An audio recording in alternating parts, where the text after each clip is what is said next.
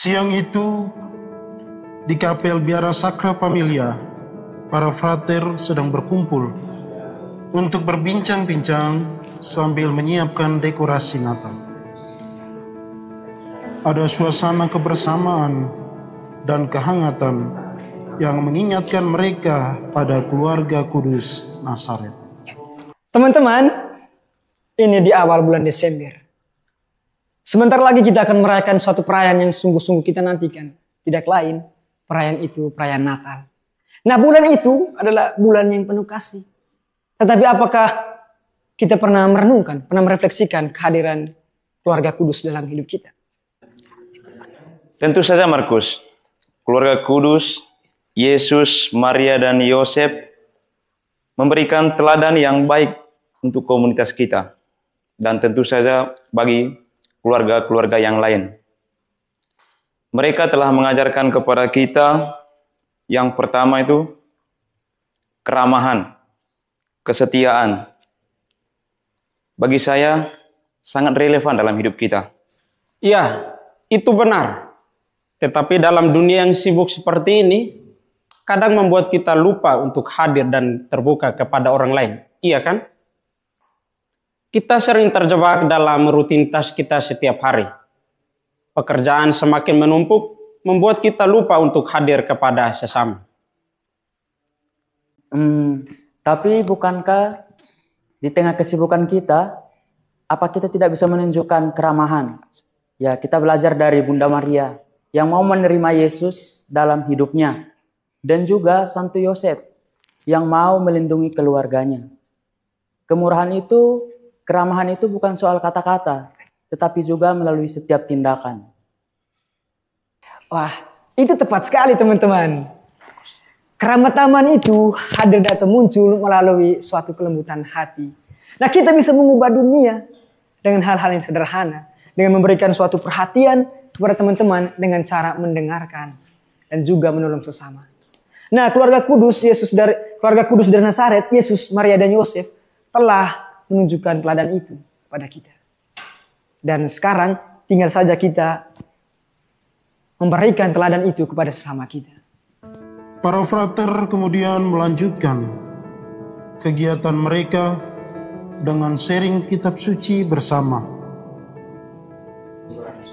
Frater Markus mulai membaca kutipan dari Injil Matius dan didengarkan oleh para frater yang lain. Tetapi ketika ia mempertimbangkan maksud itu, malaikat Tuhan nampak kepadanya dalam mimpi dan berkata, "Yusuf anak Daud, janganlah engkau takut mengambil Maria sebagai istrimu. Sebab anak yang di dalam kandungannya adalah dari Roh Kudus." Tapi Markus, dalam situasi yang sulit seperti itu, apa yang membuat Santo Yosef tetap setia? Bukankah seharusnya ia merasa bingung dan dikhianati oleh Maria tunangannya?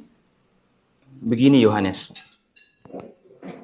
Yosef menunjukkan kesetiaan bukan hanya pada Maria, tetapi juga kepada Tuhan. Ia percaya kepada kehendak Tuhan, walaupun kadang-kadang ia dalam kondisi yang tidak pasti. Menurut saya, kepercayaan itu diperoleh ketika ia memiliki iman yang kuat kepada Tuhan.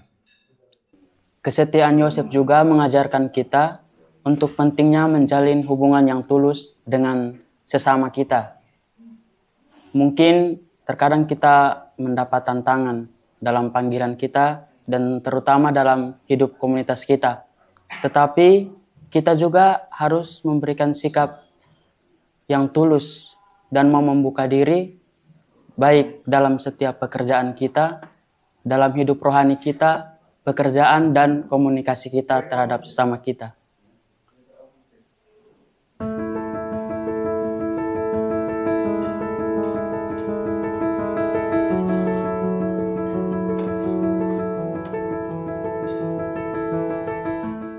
Suasana menjadi lebih santai. Para frater melanjutkan kegiatan bersama mereka dengan makan siang. Frater Yohanes berbicara dengan lebih terbuka dan didengarkan oleh para frater yang lain. Teman-teman, saya merasa kita sering terjebak dalam kegiatan kita setiap hari, sehingga membuat kita lupa untuk memberi perhatian kepada sesama. Apakah dalam kehidupan kita setiap hari, kita sudah cukup ramah dan setia kepada orang lain? Keramahan itu bukan soal senyum, bukan soal saling sapa, tetapi soal sikap kita terhadap sesama. Bagaimana kita membantu orang lain, mengerti perasaan mereka, dan membantu orang lemah. Dan itu juga yang diteladani oleh keluarga kudus. Walaupun dalam kesederhanaannya, mereka mampu memberi ruang bagi orang lain. Iya, teman-teman. Kesetiaan itu perlu dijaga. Kita sebagai frater, kita berkomitmen untuk setia pada panggilan kita. Nah, ini bukan pada momen-momen yang besar, tetapi pada momen-momen yang kecil. Misalnya dalam kegiatan keseharian kita, opera, atau perbidelan, kita setia dalam hal itu. Ya, jika kita meneladani Yosef dan Maria, maka kita dengan sendiri akan mengerti bahwa keramahan dan kesetiaan itu tidak sulit. Dan juga keramahan itu berbicara tentang bagaimana kita membuka ruang untuk setiap orang, membuka hati juga, serta sikap kasih kepada orang melalui setiap kondisi dan keseharian kita. Bulan Desember selalu menjadi waktu yang penuh makna. Keluarga Kudus Nazaret telah meneladani sikap hidup yang harus kita ikuti.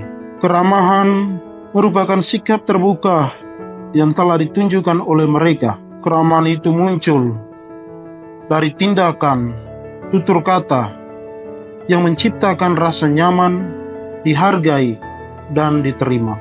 Dalam hidup bersama, keramahan mencerminkan nilai kasih dan penghormatan terhadap martabat setiap manusia seperti yang telah diajarkan oleh keluarga Kudus Nazaret.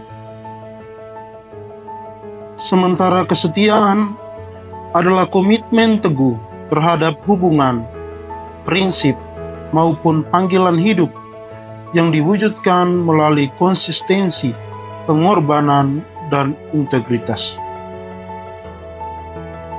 Kedua sikap ini menjadi nilai yang saling melengkapi dalam membangun hubungan yang harmonis, baik dalam keluarga, komunitas, maupun dalam kehidupan bermasyarakat.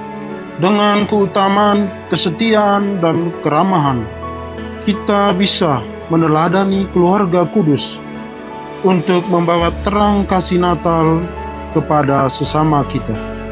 Mari kita terus berdoa agar hati kita selalu terbuka untuk keramahan dan kesetiaan yang tulus, seperti yang diajarkan oleh keluarga Kudus Nazaret.